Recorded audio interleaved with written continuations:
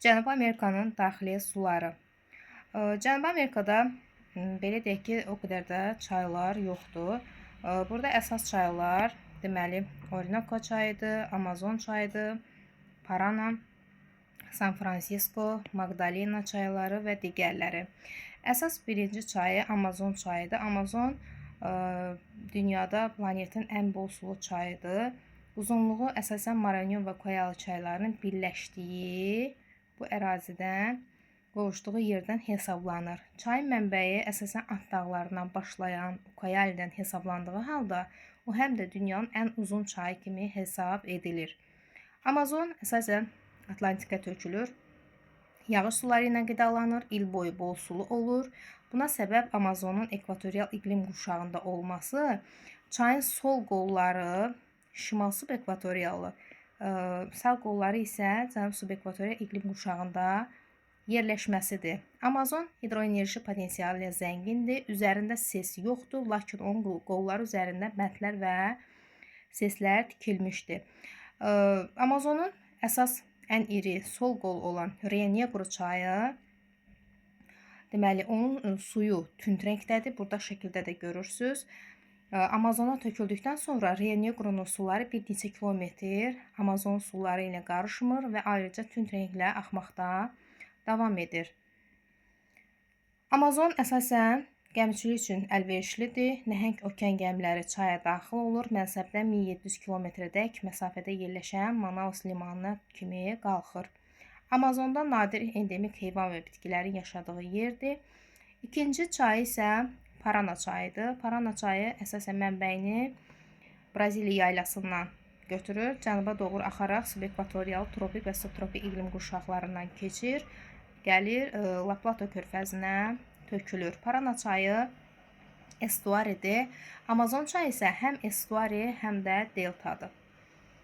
Parana çayı yağış suları ilə qidalanır. Bolsuzluq dövrü cənub yarımkürəsində yayaları olan dekabr-fevral aylarına düşür. Parana çayı burada şəkildə də qeyd olunub görürsünüz ki, Braziliya və Argentina iqtisadiyyatına böyük təsiri var. Çayın təsərrüfatında rolu yalnız enerji istehsalı ilə məhdudlaşmır, həm də onun qolları ağac axıdılması, suvarma, balıqçılıq, nəqliyyat və məişət məqsədindən istifadə edilir. Üzərində Itaipu sesi var. Braziliya və Paragvay sərhəddində Parana çayı üzərində yerləşir. Burada istehsal olunan elektrik enerjisi Braziliyanın tələbatının 20%-ni, Paragvay isə 90%-ni ödəyir. Sonra Orinoco çayı haqqında danışaq. Orinoco çayı şimal subekvatorial ərazisinə düşür. Onun qolu olan Çorun qolu üzərində Anhel şəlaləsi dünyanın ən hündür şəlaləsidir. 1054 metr hündürlüyü. Bu Anhel şəlaləsi də Canaima Milli Parkında qorunur. Yayalarda bol sulu olur. Savana seyrək meşələr təbii zonasından axır.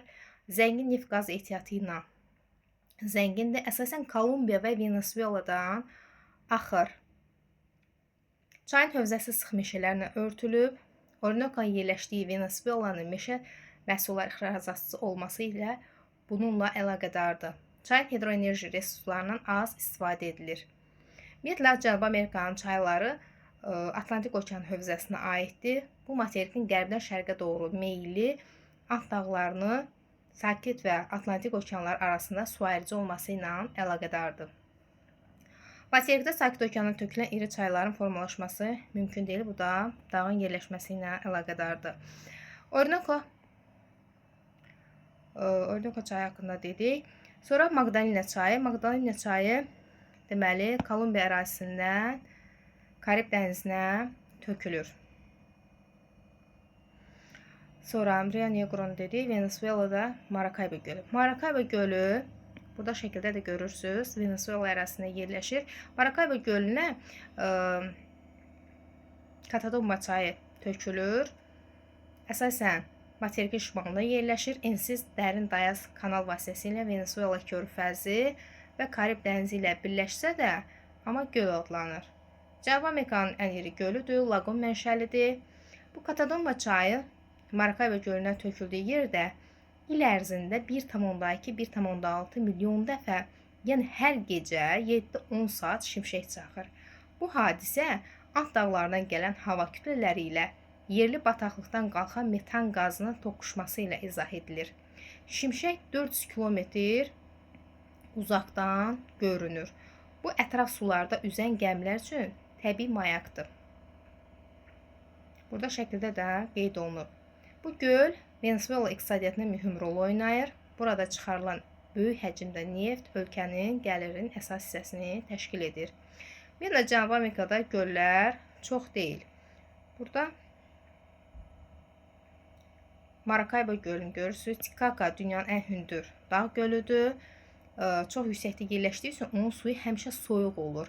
Burada şəkildə də qeyd olunubdur. Gölün ətrafında Cənubi Amerikanın endemik heyvanı olan lamaya, alpaqa rast gəlinir. Sonra Popo gölü var. Salinas Chicas gölü var. Mırım gölü Braziliya ərazisində yerləşir. Melinco isə Argentina ərazisində yerləşir. Popo gölü Boliviya ərazisində, Titicaca isə Peru və Boliviyanın ərazisində yerləşir.